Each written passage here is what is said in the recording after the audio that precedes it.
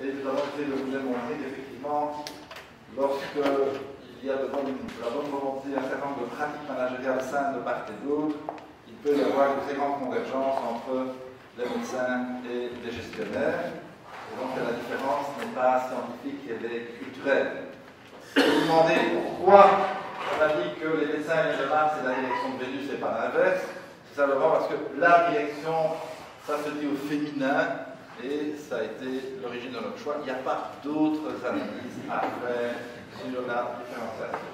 D'accord?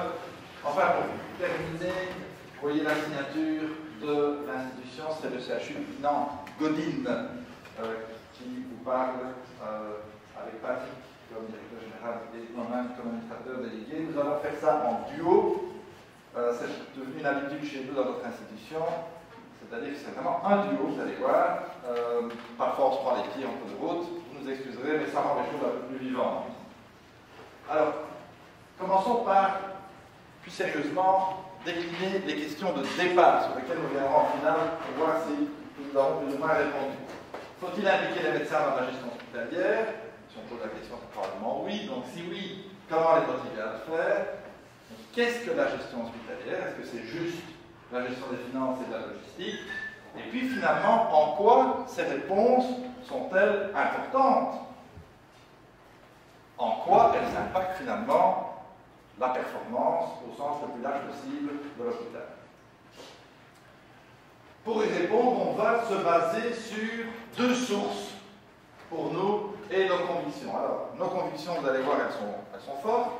Les sources, elles viennent d'une part de ce qu'on appelle le Advisory Board Company, je vais rapidement présenter, et d'autre part d'un livre qui est notre référence en termes de management. Nous avons des références en matière de Lean, nous avons des références en matière de gestion médicale et d'autres.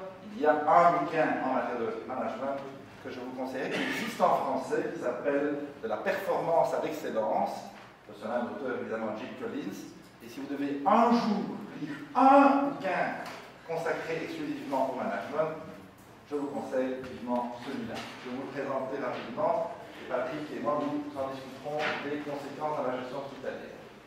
L'Advisory Board Company, c'est une société qui a comme vocation d'aider les hôpitaux à améliorer la qualité, l'efficience, c'est-à-dire essentiellement la gestion des ressources, et l'efficacité, c'est-à-dire essentiellement le degré de réalisation des résultats espérés en matière notamment de qualité, d'efficacité des soins aux patients. Il y a d'une part une guidance stratégique, mais d'autre part une aide très concrète à l'implémentation, à la mise en œuvre, et également un conseil managérial. Elle se base sur une approche coopérative entre ses membres, c'est-à-dire qu'elle essaye de tirer le maximum d'informations des gestionnaires hospitaliers eux-mêmes, et elle essaie d'en dégager ce qu'on appelle les best practices, les meilleures pratiques possibles, et de les faire partager ensuite à tous les autres. Remarquez que les slides sont assez complètes. Nous n'allons pas chaque fois les détailler, parce que ça nous amènerait trop loin, mais vous y avez accès par la suite. Et nous allons aller dans notre exposé à l'essentiel.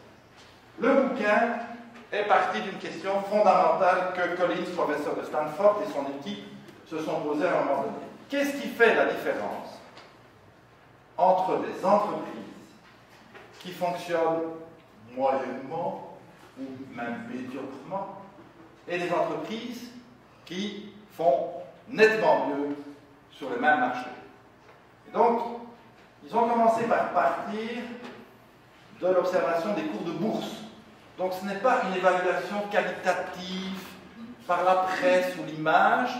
Ils ont simplement regardé les cours de bourse sur 15 ans aux États-Unis, et par secteur d'activité, ils ont essayé de distinguer chaque fois une paire de sociétés, une société qui a été médiocre ou moyenne, et une société qui, de manière très longue dans le temps, a fait infiniment mieux que le cours de bourse. Ils ont alors dégagé 5000 informations sur chacune de ces sociétés. Ils ont fait des analyses statistiques qui détaillent pendant 100 pages que je vous déconseille absolument de lire. Il faut lire les 2 autres 100 pages qui sont absolument passionnantes. Mais sur la base d'analyses statistiques, ils ont décelé les facteurs qui sont les facteurs les plus discriminants, qui expliquent le mieux les différences entre les sociétés juste bonnes et les sociétés excellentes. Ok? Ça, c'est ce qui est raconté ici. Et au lieu de vous raconter le résultat de l'indicateur statistique, ils ont rassemblé ça en 6 facteurs clés qui sont les suivants. Les 3 premiers, je ne vais pas très les détailler parce qu'on y revient après. Je vais dire un tout petit mot des autres sur lesquels nous reviendrons pas cette fois-ci. Donc, je ne détaille pas trop. Le premier élément qui est le style de leadership, qu'ils appellent de niveau 5. On verra ce que c'est. Un deuxième chapitre porte sur une phrase que ceux qui me connaissent me savent répéter sans cesse, jusqu'à l'écœurement. First who, then what. Toujours poser le problème d'abord en termes de personnes, ensuite en termes de contenu. Troisièmement, affronter la brutalité des faits. Les termes comptent, la brutalité des faits. Rechercher la brutalité des faits. Quatrièmement, c'est le concept du hérisson. Là, je vous explique un peu plus. Le concept du hérisson, c'est chaque institution va chercher le point de rencontre entre les réponses à 3 questions. 1. En quoi sommes-nous meilleurs? 2. Qu'est-ce qui tire notre performance? Qu'est-ce qui fait qu'on fonctionne bien? Et 3. Qu'est-ce qui nous passionne? Qu'est-ce qui nous passionne? C'est assez intéressant avec parenthèse que ce bouquin parle des cours de bourse. Il n'y a rien de plus quantitatif et de plus financier que ça. Et qui finalement conclut que ce qui fait la différence entre les sociétés moyennes ou médiocres et les bonnes, c'est essentiellement les valeurs, les attitudes, les comportements. Très intéressant. 5e chapitre, c'est la culture de la discipline. Alors, c'est la culture de la discipline. Et en fait, fondamentalement, ce que le chapitre dit, c'est que si vous avez les bonnes personnes, si vous avez le bon système de leadership, si vous avez le bon système managérial, vous n'avez pas besoin d'imposer une discipline. La discipline, elle va être vécue spontanément dans l'entreprise. La discipline doit être présente dans l'entreprise, mais elle va être vécue de manière complètement différente si vous avez le bon cadre. Et enfin, il y a un chapitre sur l'impact de la technologie. Donc fondamentalement, la thèse est la suivante, c'est que la technologie est un accélérateur, jamais la cause d'une réussite ou d'un échec. Jamais.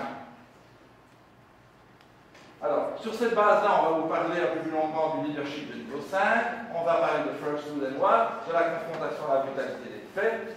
Et on va ajouter un chapitre qui résume un peu beaucoup d'autres choses, qui est construire le cadre d'une culture de résolution de problèmes. Et sur cette base-là, on va tenter de conclure. Alors, qu'est-ce que c'est ce leadership de niveau 5?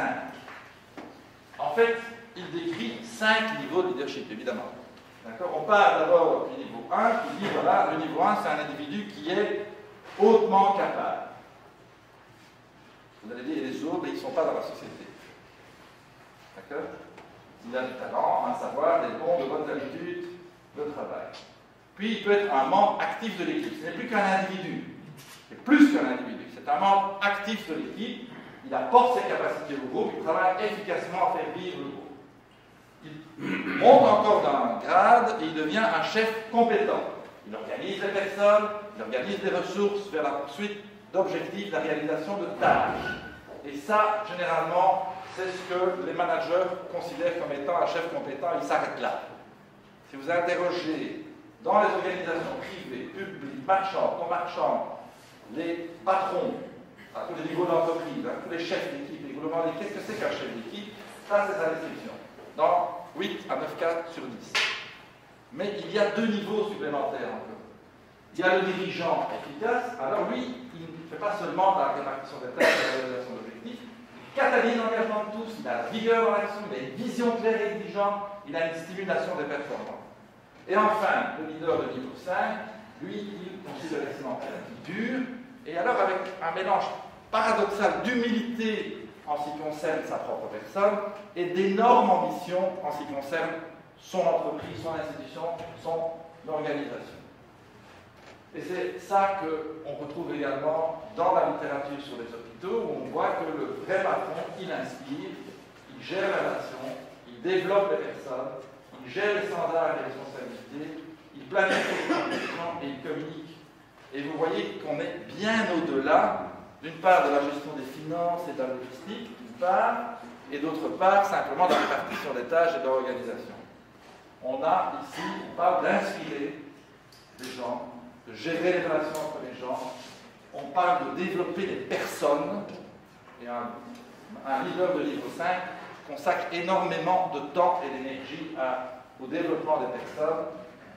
On parle de la gestion des standards et des responsabilités, mais on verra comment il faut le faire. La planification, la prise de décision et la communication sont plus classiques. Alors vous allez me dire, mais est-ce que finalement ça sert à quelque chose qu'on demande aux médecins d'avoir des qualités de leadership? Finalement, est-ce qu'il ne faut pas que le médecin soigne et que le gestionnaire et chacun chez soi, les vaches seront bien gardées? Eh bien, non. Absolument non, et ça a été montré dans la littérature par des données objectives.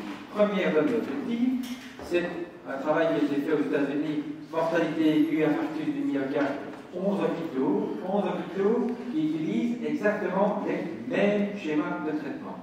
Alors on prend les 5 hôpitaux où la mortalité est la plus faible, les plus performants, les 5%, pardon, et les 5% d'hôpitaux où la mortalité est la plus haute, donc les moins performants. Et on regarde quelle est la différence, puisqu'ils traitent leur infarctus exactement de la même façon.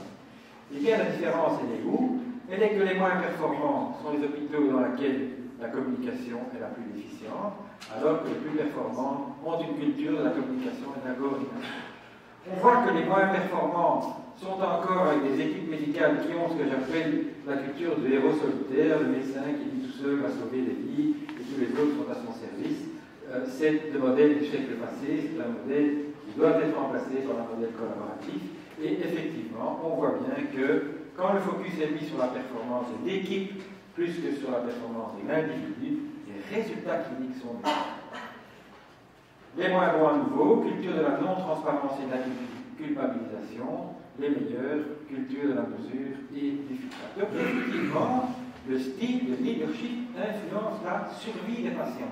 Ça, c'est quand même quelque chose qui doit nous interpeller de façon significative. Des exemples comme ça, je pourrais vous en donner une grande quantité. Un deuxième, assez rapide, et bien sûr toute ressemblance avec les hôpitaux existants est purement fortuite. On prend ici la courbe d'apprentissage en chirurgie invasive, ces hôpitaux. Les meilleurs sont ceux dans la courbe d'apprentissage. Vous avez ici la durée de la procédure, donc l'efficacité, la performance de la procédure. Et vous avez là le nombre de procédures. Eh bien, vous voyez que la moyenne se trouve ici. La courbe rouge est un grand hôpital académique urbain avec un leadership rigide, un chef peu ouvert. Eh bien, ce chef peu ouvert va avoir une courbe d'apprentissage qui est très très longue. Par contre, un petit hôpital avec un leadership de taille moyenne, avec un leadership de forte culture collaborative, ils deviennent beaucoup plus rapidement performants et que la durée de la procédure raccourcit beaucoup plus vite que dans un grand hôpital à structure rigide. Et donc, ces informations montrent que dans le secteur hospitalier, comme dans le secteur marchand, le style de leadership a un impact sur la performance. Alors, dans le secteur marchand, c'est la performance financière en bourse. Dans le secteur hospitalier, on voit un impact également sur la performance qualitative, en matière de qualité des soins. C'est tout à fait concordant. C'est le style de leadership qui fait la différence. Deuxième élément, deuxième chapitre du bouquin, First Who Then What. Les gens avant la stratégie. Les personnes avant le contenu. Ça signifie un certain nombre de choses. Ça signifie que la toute première mission de tout patron est de choisir les bonnes personnes et de les mettre aux bons endroits et de les faire se développer. Et donc, si vous avez à choisir entre, vous êtes nouveau patron quelque part, déterminer d'abord, éventuellement aidé par un consultant, votre stratégie, et puis en fonction de votre stratégie, choisir les personnes qui vont avec votre stratégie, ou faire l'inverse, il n'y a pas photo. Ils ont comparé les sociétés qui ont fait l'un ou l'autre, les sociétés qui ont fait ce que je viens d'expliquer sont dans la mauvaise, les sociétés qui ont commencé par choisir les personnes pour leurs compétences, leur complémentarité, leur leadership, et qui avec ces personnes ont développé leur stratégie, sont dans la meilleure. 3 disciplines pratiques pour être figurées dans les décisions sur les personnes. S'il y a un doute quelconque, ne recrutez pas. J'ai entendu combien de fois ces discussions dans les commissions de sélection. Qu'est-ce qu'on fait? S'il y a un doute, c'est non. Deuxième chose, lorsque vous savez qu'il faut faire un changement de personne, agissez. À partir du moment où vous devez suraider certaines personnes à réaliser leurs tâches, c'est qu'il y a généralement un problème. Est-ce que ça veut dire que cette personne est foncièrement mauvaise? Non. L'histoire est pleine de personnes qui étaient mauvaises dans un job, qui deviennent fantastiques dans un autre. L'attitude qu'il faut avoir, c'est de chercher quelle est la seconde chance qui maximisera les possibilités de réussite de la personne. Troisième principe, encore quelque chose qui n'est pas classique du tout. Il faut mettre les meilleures personnes sur les meilleures opportunités, pas sur les plus gros problèmes. Il faut être rigoureux, mais il ne faut pas être impitoyable quant aux personnes. Le leader de niveau 5, il est très humain. Il ne faut pas croire que si vous regardez les entreprises qui ont mieux réussi en cours de bourse aux États-Unis et que vous les comparez aux autres, ce sont celles qui ont fait le plus de dégagement de personnel, le plus de licenciements qui ont mieux réussi. C'est l'inverse. C'est l'inverse, contrairement à tout ce que tout le monde croit.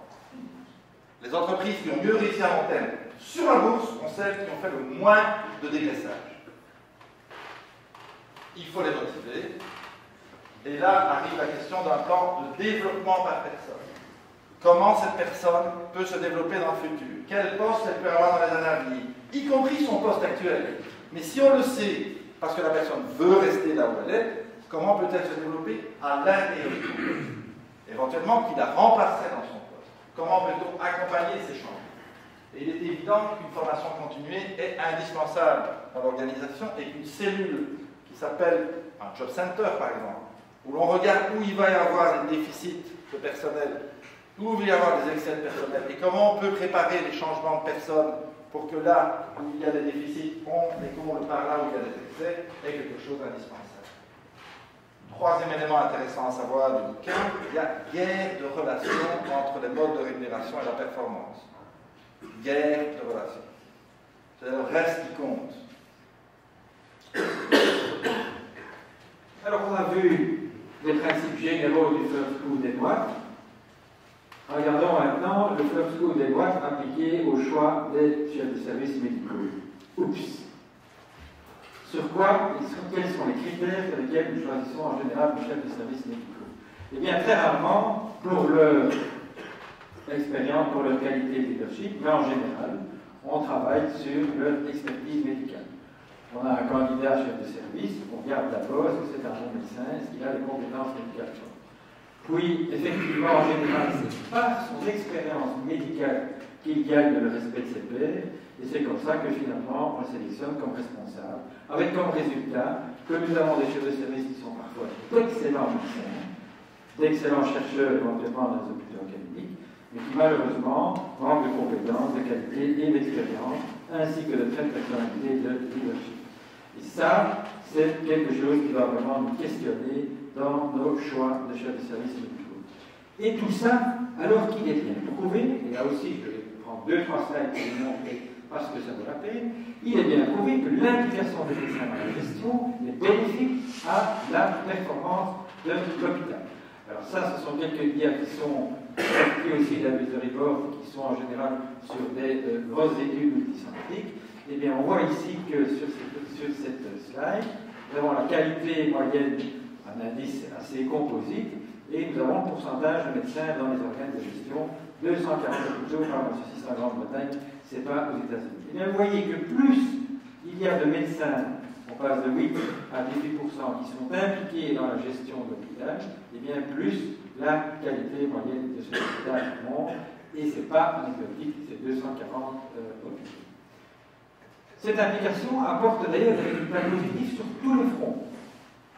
Prenons le front recommandation de l'hôpital par les patients, donc un indice fort de satisfaction des patients, à nouveau, une corrélation très forte entre la satisfaction du patient et l'implication du médecin. Erreur médicale, à nouveau, relation très forte entre la diminution des erreurs médicales et l'implication des médecins dans la gestion de l'hôpital. Performance financière, oui, quand on est satisfaction, erreur, finance, on oublie aucune des facettes de la gestion de l'hôpital. Là aussi, 390 hôpitaux en Angleterre, la performance financière des hôpitaux est fortement liée à l'implication des médecins. Et enfin, un autre indice de qualité, on a pris le patient, on a pris les finances, on a deux indices qualité ici, Les taux de mortalité standardisés diminuent de façon significative quand l'implication des médecins augmente. Donc, ça vaut la peine de se pencher sur l'importance du leadership des médecins et leur intégration dans les structures de gestion. Malheureusement, aujourd'hui, il y a un fossé entre les médecins et la direction, et dans les hôpitaux, vous regardez ça, vous observez ça. Voilà une petite étude sur des médecins européens. Il y a des pourcentages de médecins qui pensent que la direction partage ses valeurs. 47% non, 21% je ne sais pas, et seulement 32% de oui. On a un souci quand on voit ça. Alors que finalement, à ce témoignage d'un hôpital hollandais, travaillons-nous pour les mêmes objectifs? Bien sûr que oui. Alors que dans la réalité, on voit qu'au lieu de travailler l'un avec l'autre, les médecins et les managers travaillent souvent sur des voies parallèles, ce qui ne permet pas d'atteindre les objectifs communs de façon optimale. Parce que l'objectif du gestionnaire et l'objectif du médecin, c'est le même. C'est que les gens soient bien soignés, c'est la qualité des soins, c'est le patient. C'est autour du patient que nous devons nous fédérer, gestionnaire et médecin. Résultat, au lieu de cohésion, eh bien, on rencontre confusion, conflit, ce qui conduit à la perte de confiance. De quoi provient alors cette méfiance et cette bonne application? Probablement de différents facteurs. D'abord, les médecins croient que la direction est inattentive à leurs besoins, qu'ils ont des opportunités souvent limitées d'apporter leur contribution, et ils ressentent en tout cas, mais il faut se dire que perception is reality, ils ressentent un manque d'écoute et de réponse de la direction quand ils viennent pour apporter une contribution.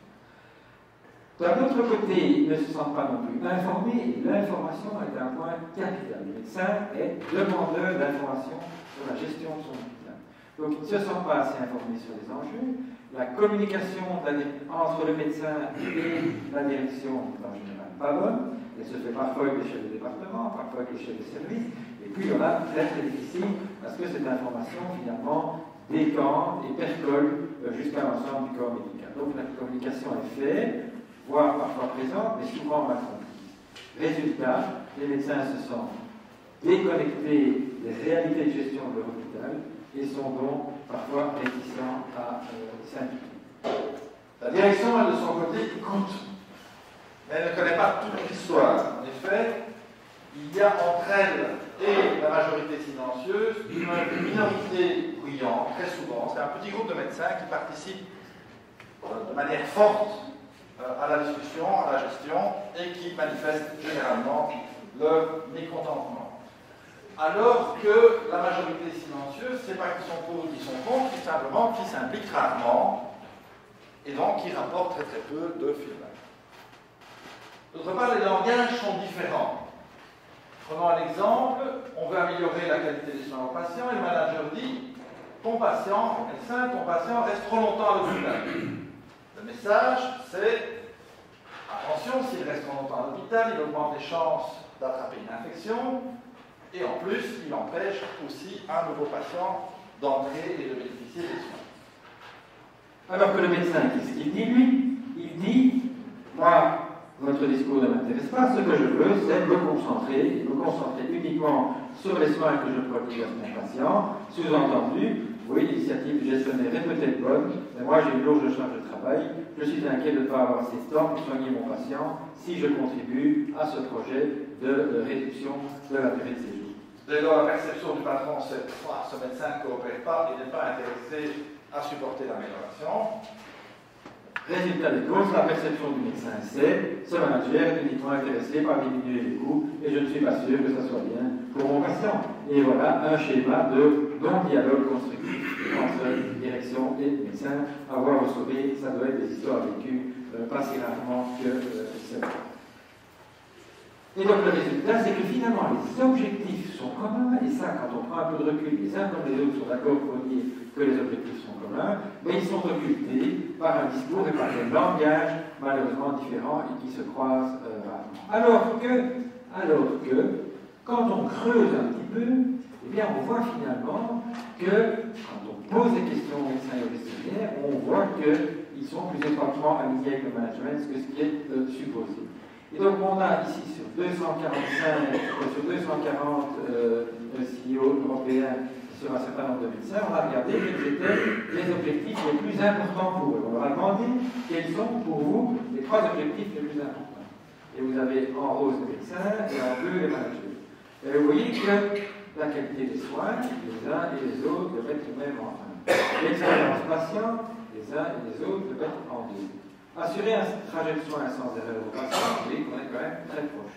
Apporter des soins au meilleur rapport au bénéfice, il semble que le gestionnaire soit peut-être un peu plus sensible, mais on reste quand même relativement proche. Améliorer la satisfaction de l'équipe, là aussi, avec malheureusement aussi ici une préoccupation moins grande du médecin, du travail en ligne. Donc, quand on voit ça, on se dit, mais oui, les objectifs, ils sont quand même, pour les plus importants en tout cas, qui sont les premiers, ils sont quand même assez convergents entre les médecins et les managers. Et donc, idéalement, tous les médecins devraient participer à la décision, ou en tout cas ne pas s'opposer. Il devrait y avoir des gens qui sont des coopérateurs, des gens qui sont des contributeurs, ça va plus loin, ils apportent quelque chose, et enfin des gens parmi les médecins qui sont des leaders, qui emportent avec eux toutes les équipes.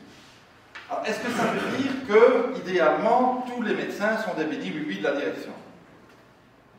Absolument pas.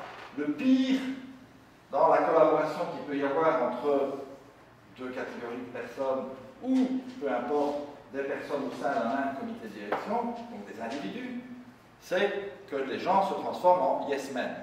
C'est-à-dire, oui à tout ce que la direction dit ou à tout ce que le patron dit. C'est le pire. Le patron, il est foutu en très peu de temps, je peux vous dire. C'est les gens qui commencent à lui dire, oui, il est mort et enterré, on y reviendra tout à l'heure quand on parlera de la brutalité des faits. Non, ce qu'il faut, c'est que si il y a un débat, et il y aura nécessairement des débats, ces débats soient portés dans un sens constructif. Que si, et on s'opposera aux avis de la direction s'opposera à des propositions de médecins, ça soit fait non pas parce qu'on a envie de s'opposer, mais parce qu'on veut arriver ensemble au même objectif et qu'on veut y arriver le mieux possible. Or, aujourd'hui, trop de médecins ne s'impliquent pas ou font activement de la résistance, puisque, selon toujours les mêmes types d'études, 47% des cas de terrain rapportent que l'initiative échoue par manque de support des médecins. C'est beaucoup. Il y a donc un certain nombre de résistants, c'est-à-dire de gens qui, par principe, veulent s'opposer à tout ce qui vient de la direction. La direction ne connaît pas la réalité du terrain, donc ils sont nécessairement dans l'erreur. Et donc il est essentiel d'amener les médecins dans des rôles de support actif du changement, de faire en sorte que, par leur implication, par le partage d'une même culture de leadership, on arrive à avoir des leaders, des contributeurs et des coopérateurs et non pas les résistants. Et encore une fois, ça veut dire non pas des yes men, mais des gens qui émettent leur évaluation, jugement, proposition, recommandation, des accords, mais dans un but non pas de détruire, mais de construire ensemble. Alors, où et comment impliquer les médecins? 3 niveaux. Organe de gestion, chef de service, conseil médical. Oui, nous pensons qu'il est important d'impliquer étroitement les médecins dans les organes de gestion, que ce soit le comité de direction, que ce soit le conseil d'administration. Pourquoi? Parce que, rappelez-vous les diapositives que je vous ai montrées tout à l'heure, le point de vue médical améliore la performance de l'hôpital dans son ensemble, y compris dans la qualité des soins.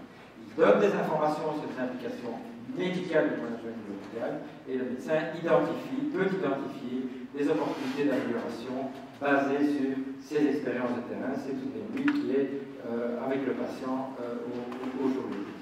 Enfin, l'application des médecins dans les organes de gestion conforte la légitimité de ceux-ci. Elle facilite l'adhésion des autres médecins aux décisions du management et elle indique clairement la volonté à l'autre organisateur d'inclure les médecins dans les organes décisionnels. Ça, c'est pour les organes de gestion. En ce qui concerne les chefs de service, il est aussi très important de les impliquer dans la démarche managériale de l'hôpital. Comment le faire? Et je pense qu'il y a un travail à refaire en général de beaucoup d'hôpitaux, en commençant par jeter des fondations. Réouvrir le dialogue avec les médecins. Répondre d'abord à leurs besoins, c'est le rôle des services de support et du management, c'est tout de même de répondre aux besoins des médecins s'ils sont centrés sur le patient.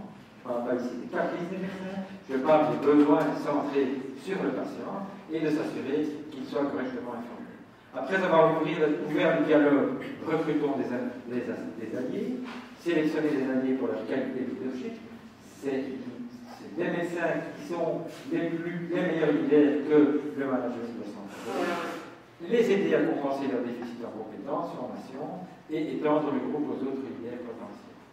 Recruter de nouveaux talents, un point important. Après avoir jeté les fondations de ce nouveau type de relation médecin-chef de service gestionnaire, c'est réinitialiser les relations. Définir clairement son partenariat. Se mettre d'accord, le médecin ne doit pas nécessairement s'occuper de tout et tout faire, ce n'est pas le même rôle que le management. Mais il doit avoir des points de convergence dans la gestion de l'hôpital. Donc se mettre d'accord sur les rôles et responsabilités. Soutenir le progrès. Gérer les résistances, créer la confiance, donner aux médecins des stimulants et enfin mettre en évidence les partenariats et développer de réelles stratégies de collaboration avec le corps médical. Quel est l'avantage de ce partenariat? Quels sont les avantages de ce partenariat? La reconnaissance par le management que les médecins jouent un rôle crucial dans le processus de prise de décision et en même temps le bénéfice pour le management de pouvoir bénéficier justement des apports du corps médical dans son ensemble.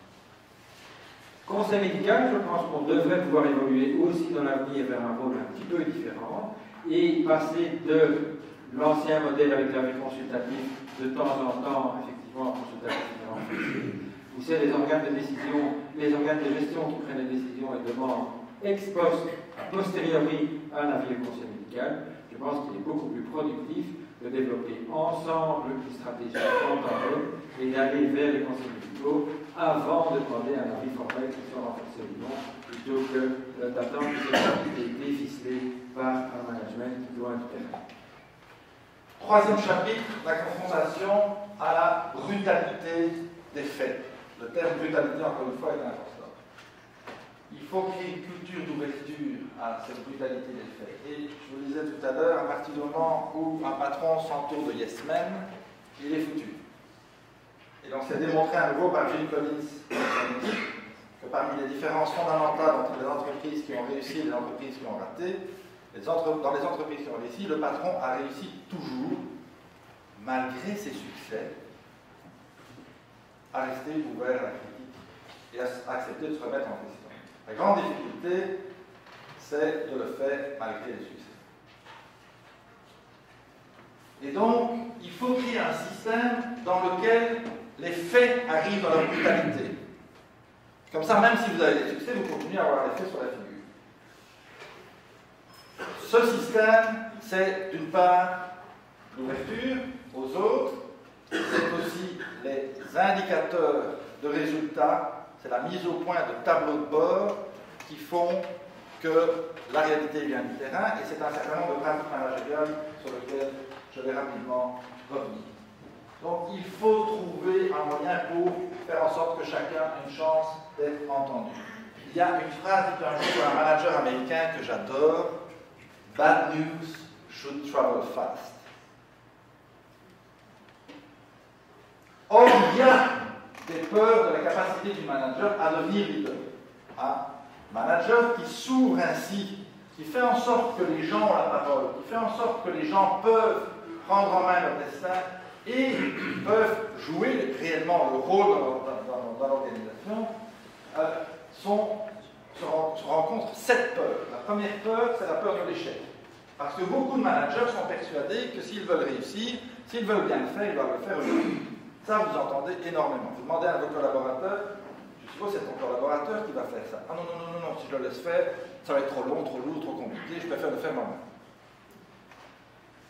La peur de l'invisibilité. Voilà,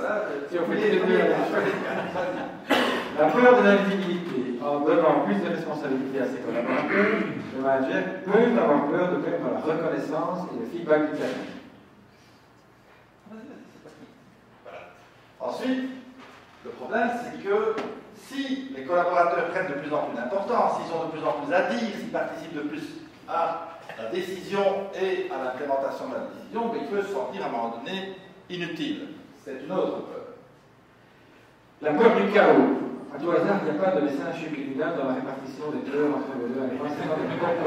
C'est purement la perte du talent de manager peut avoir peur que ses collaborateurs prennent une autre voie que celle qu'il aurait prise lui-même. Je ne peux pas faire rire. Peur de perdre du pouvoir. En déléguant, le manager a évidemment peur de perdre de la connaissance et du pouvoir. La peur de perdre le support de son N-1. Plus 1, pardon. En déléguant une partie de cette tâche, le manager a éventuellement peur de dire oui, mon patron, s'il voit que je ne fais plus ça, il va peut-être dire que je ne peux plus rien et que je dois le pincer. C'est bon. Voilà. Et enfin, la peur de ne pas être récompensé. Ben, il a peur évidemment que si son patron se rend compte qu'en fait tout le travail est fait par les -1, ben, lui-même ne sera plus récompensé, ne sera plus choisi. La bonne attitude du leader est basée sur 4 principes de base. Tout ça, je vous ai dit, ça s'inscrit dans un système et sur un certain nombre de pratiques managériales. Première pratique managériale, poser des questions. Ce qui arrive très très souvent, c'est qu'un collaborateur arrive dans votre bureau et vous dit j'ai un problème. Il n'a pas terminé d'expliquer le problème que vous lui expliquez la décision que vous avez prise pour répondre à son problème. C'est la pire des réactions. La bonne réaction, c'est de commencer par poser des questions, c'est-à-dire demander pourquoi. Et poser des questions pourquoi, jusqu'au moment où on a compris plus ou moins les causes, les vraies causes, les causes profondes de la problématique. La deuxième chose, c'est d'essayer d'engager le débat, c'est de demander aux collaborateurs de se mouiller, c'est de faire en sorte que la solution vienne autant que possible du collaborateur. Quelle est ta recommandation doit être une phrase clé dans la bouche d'un patron. Il faut ensuite faire une autopsie des faits sans culpabiliser. Il faut éviter autant que possible de blâmer une personne. Généralement, s'il y a un problème, et même si une personne bien particulière a causé un problème, c'est probablement moins à cause de la personne elle-même, plus à cause du processus qui a mal fonctionné, qui a été mal organisé, qui a été mal défini, communiqué, mis en œuvre. Et en final, c'est ça qui est important, c'est de s'inscrire dans une dynamique positive de résolution de problèmes, d'amélioration des processus. Et alors, je disais, il faut mettre en place des drapeaux rouges qui signalent qu'il y a des problèmes, des tableaux de bord qui vous disent attention, il y a un problème. Parce que bad news should travel fast, mais tout le monde n'a pas toujours le courage de remonter les mauvaises nouvelles. Il faut faire en sorte que les mauvaises nouvelles, à un moment donné, s'imposent d'elles-mêmes avec des bons tableaux d'indicateurs. Fondamentalement, il faut que le patron n'ait pas peur lui-même, que les problèmes surgissent, et il faut qu'il indique à ses collaborateurs qu'eux-mêmes ne doivent avoir aucune peur, qu'on ne va pas tirer sur le pianiste et qu'on ne va pas tirer sur le responsable. On va avant tout chercher à comprendre pourquoi il y a un problème et non pas qui a causé le problème. Alors, 2 techniques principales, les tableaux de bord. L'usage des tableaux de bord, c'est fondamental. Hein, et on insiste sur le fait qu'il faut se baser sur ce qu'on appelle les 4 axes du vrai nord. Alors, ça a été inventé dans le monde hospitalier, ça concerne avant tout la qualité et la sécurité dans l'hôpital, le personnel, les patients qui sont au centre, et enfin la gestion financière. En d'autres termes, chaque fois qu'on fait un tableau de bord, il faut se poser des questions sur est-ce qu'on a les indicateurs sur chacun de ces aspects. Est-ce qu'on a les indicateurs sur la qualité et la sécurité? Est-ce qu'on a les indicateurs sur le personnel? Est-ce qu'on a les indicateurs sur le bien-être du patient? Est-ce qu'on a les indicateurs sur la gestion financière? Et ne pas se concentrer uniquement sur un type d'indicateur. Et alors là, en tant que manager, je vais quand même insister sur une chose vis-à-vis des professionnels. Ce que j'entends depuis toujours, depuis que je m'intéresse au marchand, c'est-à-dire depuis que j'étais en cours pilote, ce que j'entends des professionnels, c'est vous insistez beaucoup trop sur les indicateurs financiers. Très bien, ok. D'accord. Quels sont les indicateurs sur le reste, messieurs? Ah non, on ne sait pas. Oh, on ne peut pas. On ne peut pas nous évaluer, c'est pas possible. C'est impossible. Il n'y a aucun bon indicateur sur la qualité. Il n'y a aucun bon indicateur sur les patients. Il y a sur le personnel. Qu'est-ce que vous voulez raconter sur le personnel? C'est pas possible. Et donc, je réponds à ça que même sur le financier, pour se mettre d'accord sur une bonne analyse financière d'une entreprise, je peux vous dire que les experts, ils discutent derrière les portes fermées pendant des semaines. Hein. Il n'y a pas un indicateur sur la qualité financière d'une institution. Hein. Il y en a 10, 20, il y a une compte, il y a toujours une discussion. J'aimerais bien qu'on ait les mêmes discussions sur les autres triangles du vrai Nord. J'aimerais bien que les professionnels se mouillent dans l'enseignement, dans la formation, dans la prise en charge des personnes âgées, dans la prise en charge des jeunes en difficulté, dans l'hôpital, et qu'on arrive à dire quels sont les moins mauvais indicateurs, comment on construit la prise d'indicateurs et comment on se donne des objectifs sur ces indicateurs. Et ce vrai Nord, il est vraiment important, parce que ce vrai Nord, tout est dans ce triangle. Tout est dans ce triangle parce qu'il est centré sur le patient et parce qu'il y a des interactions positives dans tous les sens.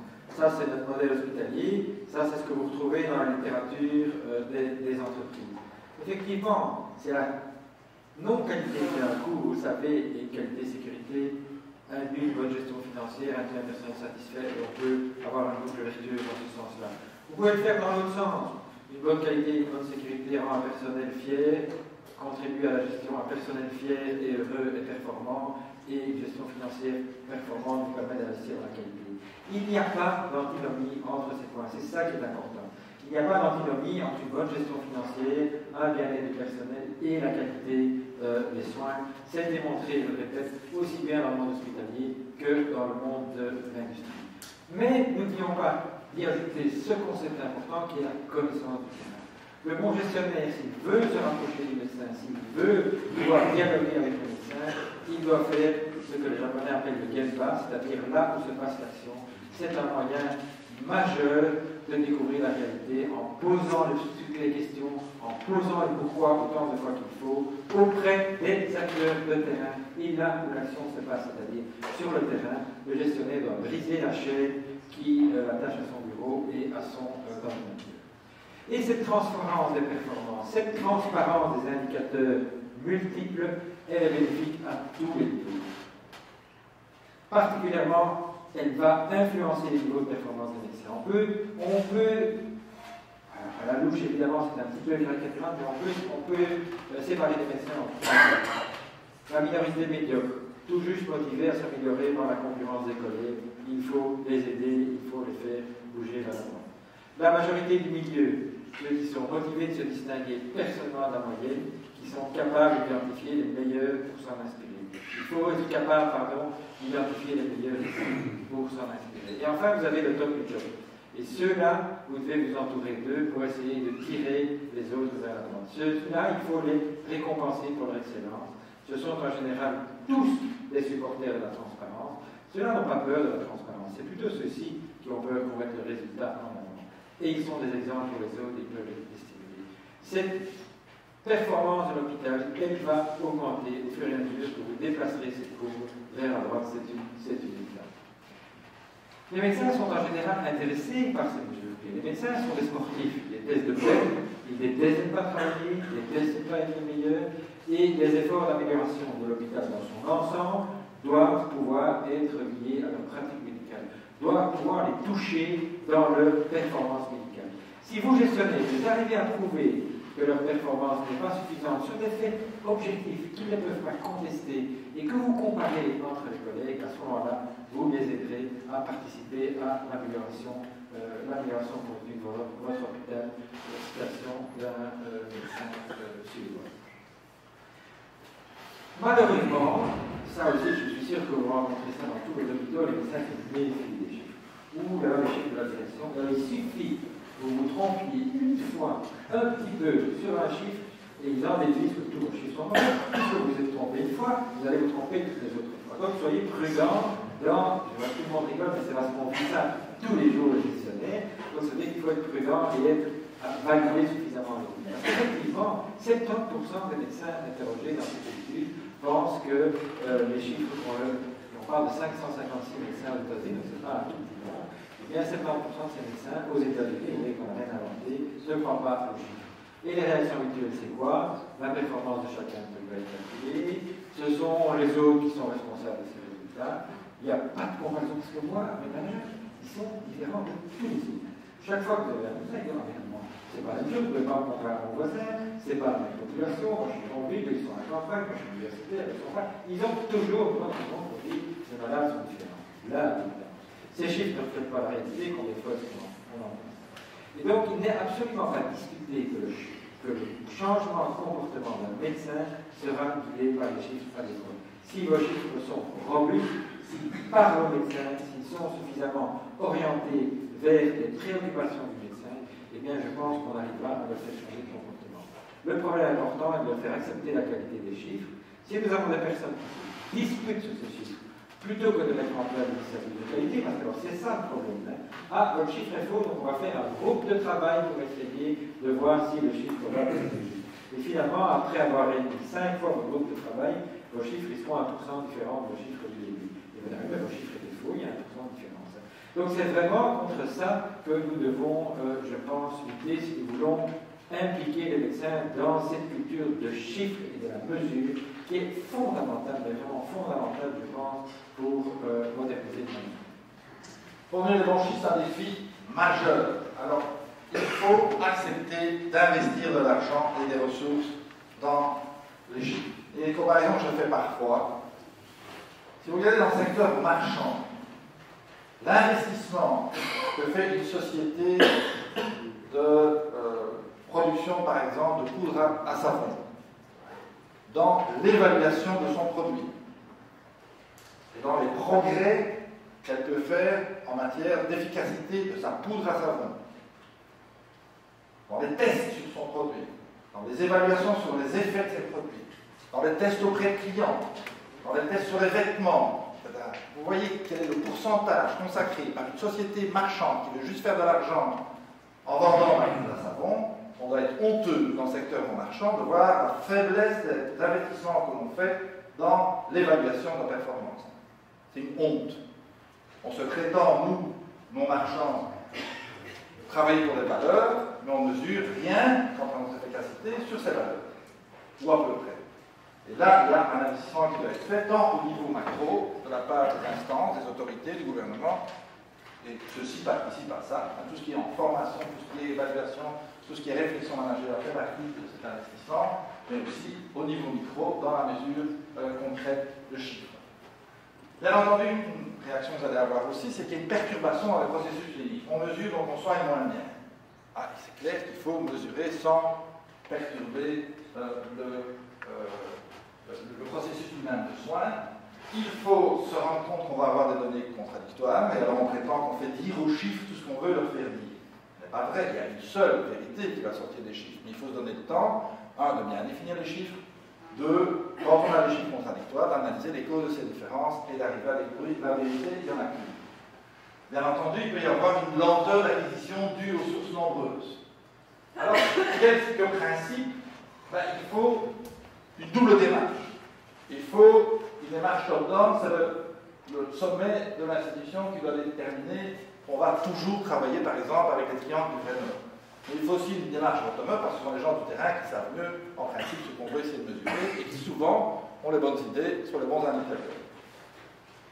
Il faut être capable et se donner les capacités d'aller jusqu'au bout, c'est-à-dire d'avoir des chiffres globaux, et puis de descendre dans des chiffres de plus en plus détaillés pour voir ce qui se passe fondamentalement derrière cette évolution que l'on voit au niveau macro.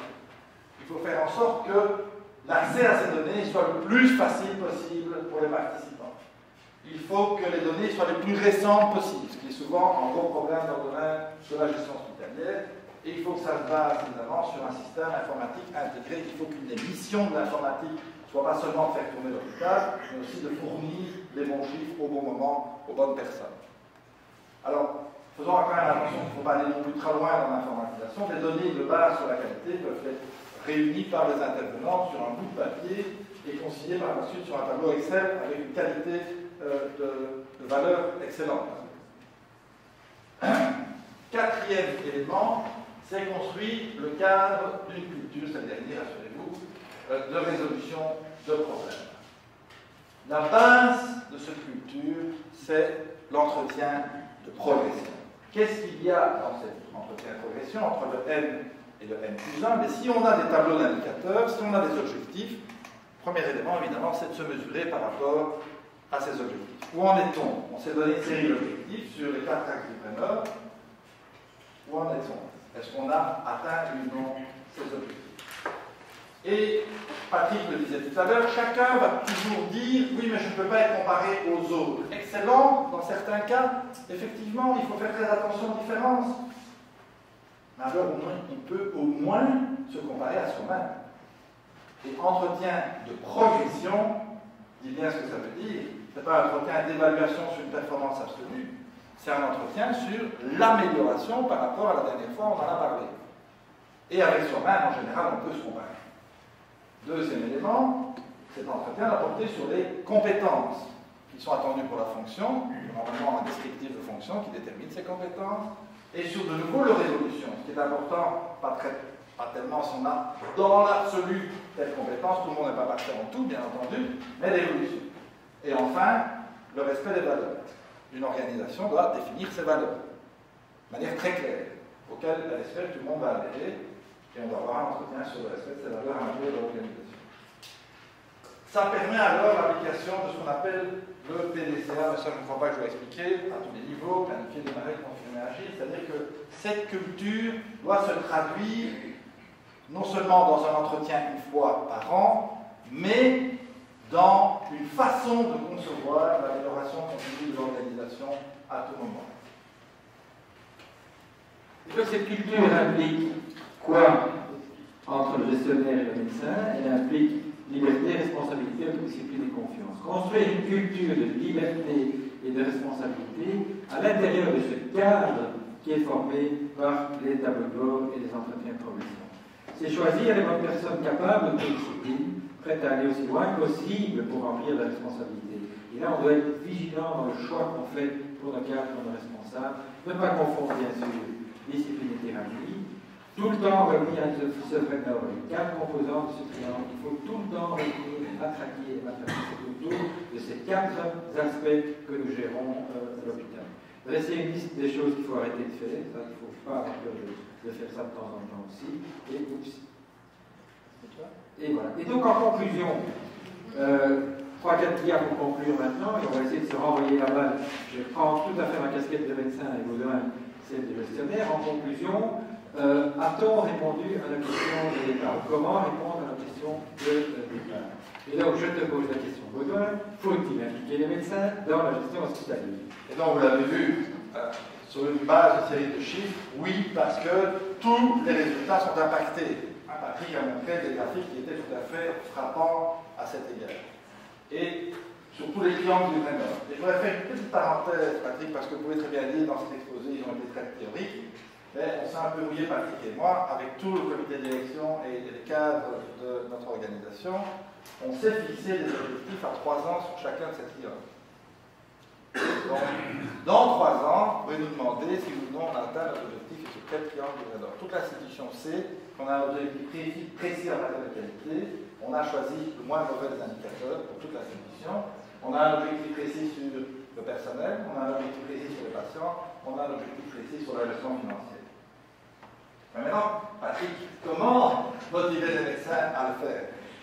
Eh bien, je pense en les impliquant à tous les étages de la prise de décision, et j'insiste bien, je pense qu'il faut des médecins présents dans tous les étages de la prise de décision, en instaurant un style de leadership de niveau 5, que je peux traduire comment dans le monde hospitalier. C'est un leadership ouvert, à l'écoute du terrain. Il y a aussi des chefs de service qui ne vont jamais sur le terrain de leur propre service médical. Pas sur il y a des chefs de services médicaux qui ne sortent pas de leur bureau non plus et qui gèrent rien qu'en s'occupant de leur propre patient à lui. Un leadership ambitieux pour son institution avec toujours vu pour le patient, un leadership développant des personnes. Je vous rappelle que dans l'hôpital, un directeur d'hôpital qui parle de son personnel en termes de coût, ça me rend fou. Le personnel, c'est son atout dans l'hôpital. C'est en responsabilisant les chefs de service en leur donnant des objectifs et avec des tableaux de bord. C'est en créant les conditions pour affronter les coups de news et les bad news. Très important aussi. Et enfin, c'est en considérant, ceci aussi c'est un point capital, considérer les erreurs comme des opportunités d'amélioration et les échecs quelque part comme des réussites sur lesquelles on peut rebondir pour se mettre dans cette dynamique d'amélioration continue. Et enfin, avoir des biais qui sont exigeants, rigoureux, mais aussi compréhensifs et humains. C'est aussi l'équilibre entre les deux qui est extrêmement important. Et donc, Baudouin, qu'est-ce que finalement la bonne gestion financière? Alors, on est clairement, pour répondre à la question initiale, le management moderne va bien au-delà de la gestion des finances et de la logistique. C'est clairement, elle comprend clairement, et la collaboration avec la DRH est indispensable évidemment à cet égard, ça comprend fondamentalement aussi une nouvelle approche des ressources humaines. Les meilleurs dans le bus, c'est une expression du bouquin de Jim Collins, avoir les meilleurs dans le bus. Il faut être intransigeant sur la qualité des personnes. L'atout d'un hôpital, ce n'est pas les personnes, l'atout d'un hôpital, c'est les bonnes personnes.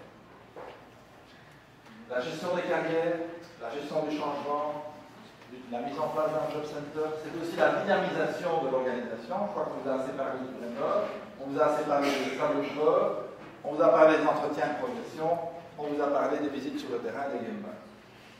Alors, en quoi les réponses à ces questions impactent la performance et la qualité? Eh bien, elles l'impactent tant dans le secteur privé, c'était la thèse de Jim Collins, que pour les hôpitaux, c'était les découvertes que l'on a fait dans le cadre des travaux qui nous ont été montrés.